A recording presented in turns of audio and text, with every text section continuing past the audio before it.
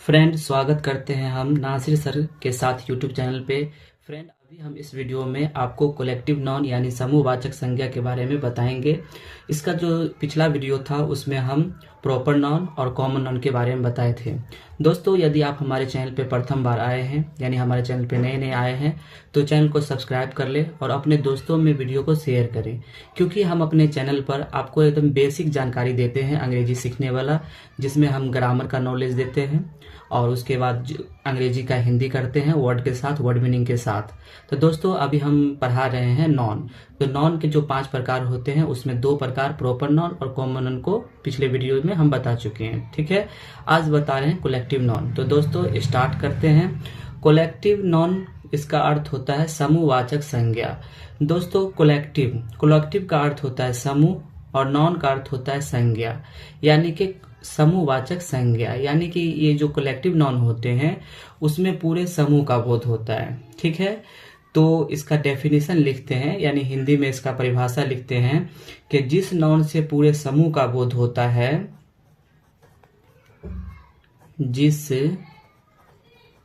Noun से पूरे समूह का बोध होता है, जिस नाउन से पूरे समूह का बोध होता है उसे कलेक्टिव COLLECTIV कलेक्टिव नाउन कहा जाता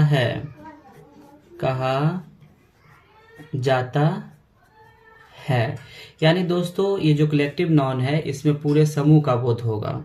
ठीक है, इसका इंग्लिश में डेफिनेशन है ना, डेफिनेशन का अर्थ होता है परिभाषा, DEFI डेफिनेशन, NITION डेफिनेशन को परिभाषा बोलते हैं। तो इसका इंग्लिश में डेफिनेशन होता है a collective noun, collective COLLECTIV collective noun is the name of person or things, PERSON person, or THINGS things, taken together, TAKEN taken together, TOGETHER together, and spoken of as one whole, and spoken of as one whole, WHOLE whole। तो दोस्तों, इसका हिंदी में ए का अर्थ होता है एक, collective का अर्थ होता है समूह, नॉन का अर्थ होता है संज्ञा, इज का अर्थ होता है द नेम यानी कोई नाम होता है, ऑफ का पर्सन यानी व्यक्ति, और थिंग्स यानी वस्तुएं, टेकन का अर्थ होता है जो लिया जाता है, टुगेदर एक साथ, और स्पोकन बोला जाता है, ऑफ का अर्थ होता है का, एज जैसे, वन होल यानी कि कलेक्टिव नाउन में ऐसे संज्ञा को लिया जाता है जो बहुत सारे वस्तुओं के लिए एक बोला जाता है। ठीक है, इसका एग्जाम्पल जैसे कि हम लिखते हैं क्लास, CLASS क्लास। अब दोस्तों, क्लास का हिंदी होता है वर्ग।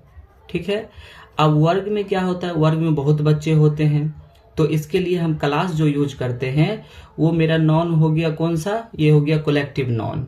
ठीक है, दूसरा आता है क्राउड, CROWD क्राउड, इसका हिंदी होता है भीड़। ठीक है, अब दोस्तों, क्राउड यानी भीड़। अब भीड़ में तो एक व्यक्ति नहीं होते हैं, भीड़ में तो बहुत सारे व्यक्ति होते हैं, तो सभी के लिए यहाँ पे क्राउड यूज होता है। तो क्राउड जो हो गया मेरा कलेक्टिव नाउन हो गया। ठीक है, उसके बाद होता है आर्मी, ARMY आर्मी का अर्थ होता है सेना। अब दोस्तों, सेना जो होते हैं, आर्मी जो होते हैं, वो तो कोई एक नहीं होते हैं, वो तो बहुत सारे होते हैं, तो ये हो गया कलेक्टिव नाउन। उसके बाद होता है कमिटी, COMMITEE कमिटी। अब दोस्तों कमिटी का हिंदी होता है समिति, ठीक है। अब दोस्तों ये जो कमिटी होता है, कमिटी में भी क्या होते हैं, बहुत सारे व्यक्ति का एक समूह होता है, तो उसको हम कमिटी बोलते हैं। उसके बाद होता है मॉब। मॉब का अर्थ होता है भीड़। अब दोस्तों जहाँ पे भीड़ लगता है वहां पे क्या होता है, एक व्यक्ति का नहीं लगता है, बहुत सारे व्यक्ति का लगता है। तो ये जो भीड़ जो है ये हो गया कलेक्टिव नाउन, ठीक है। मटेरियल नाउन, द्रव्यवाचक संज्ञा। दोस्तों मटेरियल का अर्थ होता है द्रव्य और नाउन का अर्थ होता है संज्ञा, ठीक है। यानी जिस नाउन से द्रव्य पदार्थ का बोध होता है उसे मटेरियल नाउन कहा जाता है, ठीक है। तो इसका लिखते हैं METERIAL, मटेरियल नाउन, NOUN, ठीक है। तो इसका परिभाषा लिखेंगे, जिस नाउन से द्रव्य पदार्थ का बोध होता है, द्रव्य पदार्थ का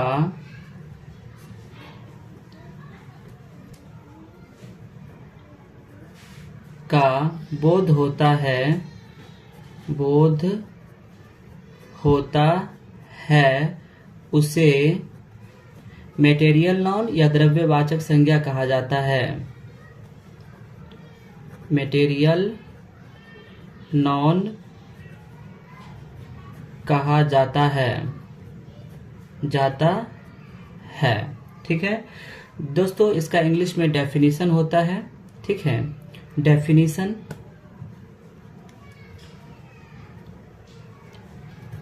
DEFINITION,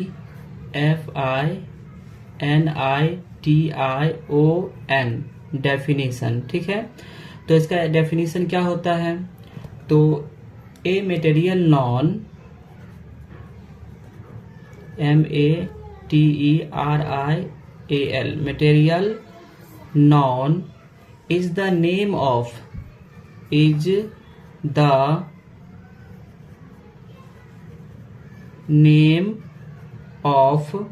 material substance, METERIAL, material substance, यानी a material non is the name of material substance, ठीक है। इसका हिंदी करते हैं। ए का अर्थ होता है एक, मटेरियल का अर्थ होता है द्रव्य, वाचक नॉन का अर्थ होता है संज्ञा, इज का अर्थ होता है नेम का अर्थ होता है नाम, ऑफ का अर्थ होता है का, मटेरियल का अर्थ होता है द्रव्य और सब्सटेंस का अर्थ होता है पदार्थ, यानी द्रव्य पदार्थ का बोध होता है। अब दोस्तों इसका कुछ एग्जाम्पल होता है, जैसे कि हम लिखते हैं वाटर, WATER, वाटर, इसको हिंदी में बोलते हैं पानी। अब दोस्तों ये जो पानी है, पानी से क्या होता है, द्रव्य पदार्थ का बोध होता है, ठीक है। अब हम लिख लिए गोल्ड, GOLD, गोल्ड का हिंदी होता है सोना, ठीक है। ये जो गोल्ड है ये भी मेरा मटेरियल नॉन के अंतर्गत आता है। उसके बाद होता है ब्रेस, BRASS, ब्रेस का अर्थ होता है पीतल, ठीक है। ये जो ब्रेस है यानी पीतल है, ये भी मटेरियल नॉन के अंतर्गत आता है, ठीक है। उसके बाद आता है स्टोन, STONE, स्टोन का अर्थ होता है पत्थर। ये जो स्टोन है ये भी मटेरियल नॉन के अंतर्गत आता है। तो दोस्तों अभी हम आपको इस वीडियो में कलेक्टिव नॉन और मटेरियल नॉन के बारे में आपको जानकारी दिए, और इसका जो नेक्स्ट वीडियो दोस्तों आएगा उसमें एक बच गया है एब्स्ट्रैक्ट नॉन यानी भाववाचक संज्ञा, उसके बारे में बताएंगे। और उसके बाद ये तो ओल्ड ग्रामर यानी ट्रेडिशनल ग्रामर में ये 5 प्रकार होते हैं, उसको कंप्लीट किए हैं।